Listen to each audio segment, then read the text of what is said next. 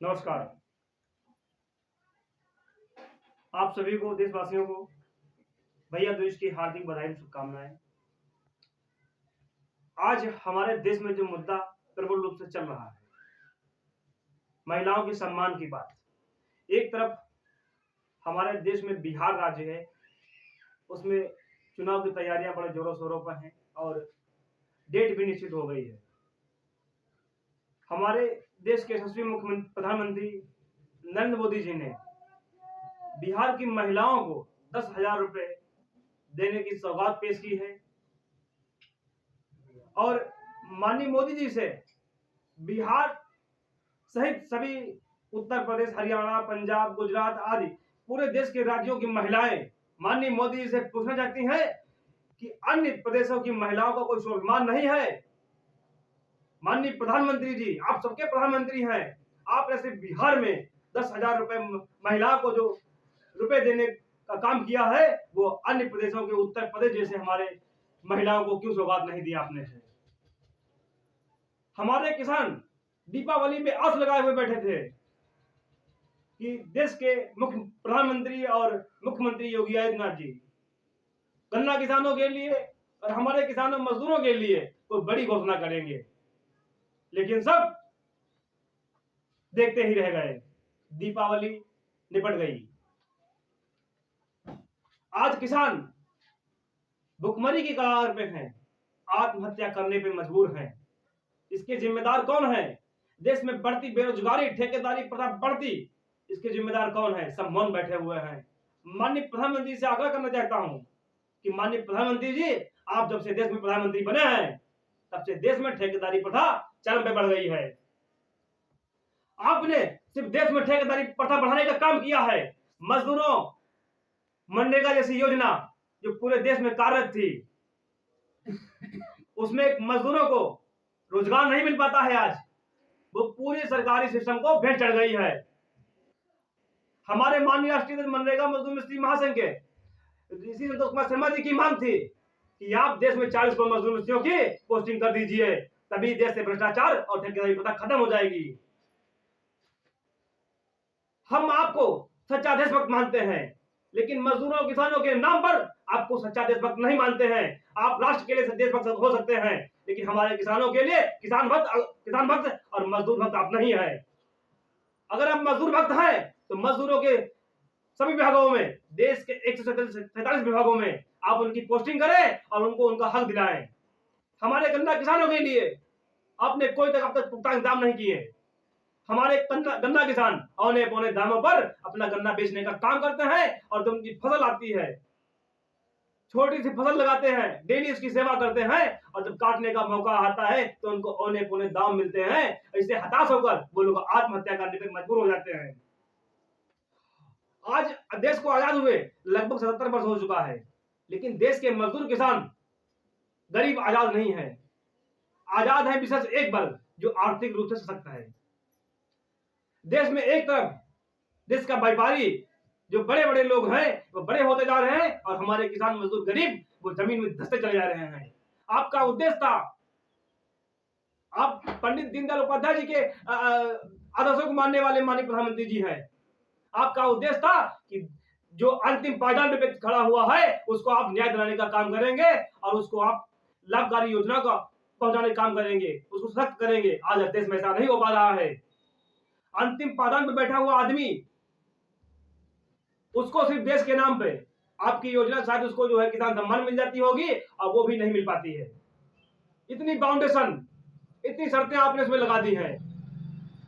आपने जब पहले फ्री दिया, एक तरफ से पूरे देश को सबको मिल गया, लेकिन जब उसमें छटनी शुरू हुई तो हमारे जो सच्चे किसान थे, जो वास्तविकतम कृषक मजदूर थे, जिनके पास 2 बीघे 1 बीघा जमीन है, उनको किसान सम्मान निधि नहीं मिल पा रही है। जब देश में बात आती है वन नेशन वन इलेक्शन की, तब आप उस पर गोष्ठियां करवाते हैं, लेकिन आपने कभी वन नेशन और वन पेंशन के नाम पे काम नहीं किया। आपसे देश पूछना चाहता है कि आपने ऐसा क्यों नहीं किया कि हमारे बेवा वृद्धा विकलांग जो जिले के ऑफिसों के चक्कर लगाते हैं, समाज कल्याण अधिकारी, जिला प्रोफेशनल अधिकारी और तमाम अधिकारियों के चक्कर लगाते हैं और उनको पेंशन नहीं मिल पाती है। आज डिजिटल इंडिया का युग है। उसमें जब आम आदमी दौड़ता है, परेशान होता है, भागता है, तो उसके हजारों रुपए एक बार में चलने में हो जाते हैं। आप पंचायत स्तर पर ऐसी व्यवस्था कराइए कि हमारे किसानों को, मजदूरों को, बेवा वृद्धा विकलांगों को दौड़ना ना पड़े और उनको ग्राम पंचायत स्तर पर ये सुविधाएं मुहैया हो सके। आज देश में तमाम नेता हमारे कहते हैं कि अमेरिका जैसा हमारा देश डेवलप हो गया है। हमारा देश अमेरिका से डेवलप नहीं हुआ है। हमारे उत्तर प्रदेश में निवास करने वाले, हमारे हर राज्य में निवास करने वाले बड़े बड़े शहरों के होते हैं। मैं उत्तर प्रदेश की बात करता हूं।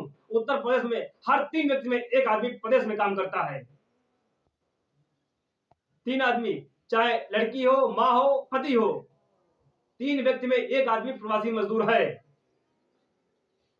और ये प्रवासी मजदूर क्यों है? क्योंकि आज देश में पूरी जगह पे ठेकेदारी प्रथा व्याप्त है। बड़े बड़े ओवरब्रिज बनते हैं जिनपे मजदूर दिखाई नहीं पड़ते हैं, दिखाई पड़ती है तो मशीनें दिखाई पड़ती हैं। आपने जो टोल प्लाजे लगवाए हैं उनमें कोई स्थानीय काम नहीं मिला है तो ठेके कंपनियों को काम मिला है। आपसे देश पूछता है कि हमारे मजदूर मित्रों किसानों को आजादी का टुकड़ा कब मिलेगा? और जब पंचायत चुनाव होते हैं तो पंचायत चुनाव में सबसे बड़ी संख्या में देश में और प्रदेश में ग्राम पंचायत सदस्यों का चुनाव होता है, जिनको हम आप सभी पंच के नाम से जानते हैं। उनको भी आजादी का टुकड़ा कब मिलेगा?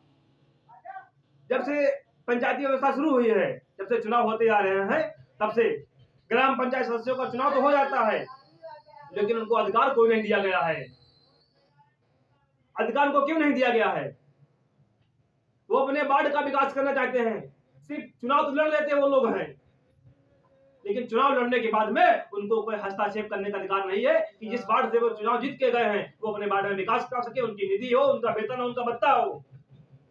आज देश पूछता है कि हमारे 35 लाख ग्राम पंचायत सदस्यों को न्याय कब मिलेगा? आज 147 विभागों में जो मजदूर मित्रों के नाम में पैसा लुटाया जाता है, उस पैसे की पोस्टिंग कब की जाएगी?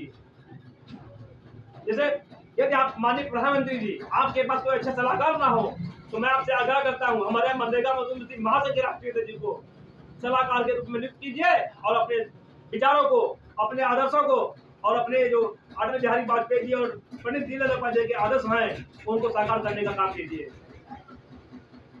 आपसे अनुरोध है,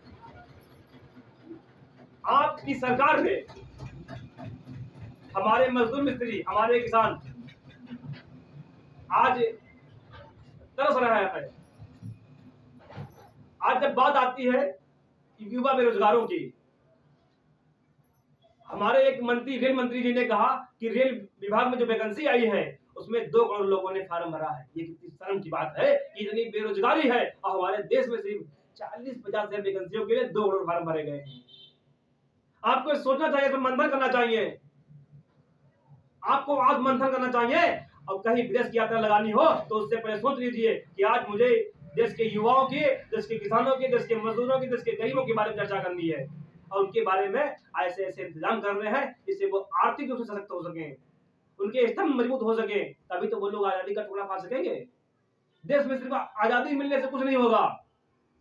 1947 में जो हमारे लोगों ने आजादी, अपना खून पसीना बहाकर आजादी दिला दी, उस आजादी के आगे आज हमारे किसान मजदूर परेशान हैं, मजबूर हैं। उनकी बात नहीं सुनी जाती है, उनकी मांगों को नहीं सुना जाता है,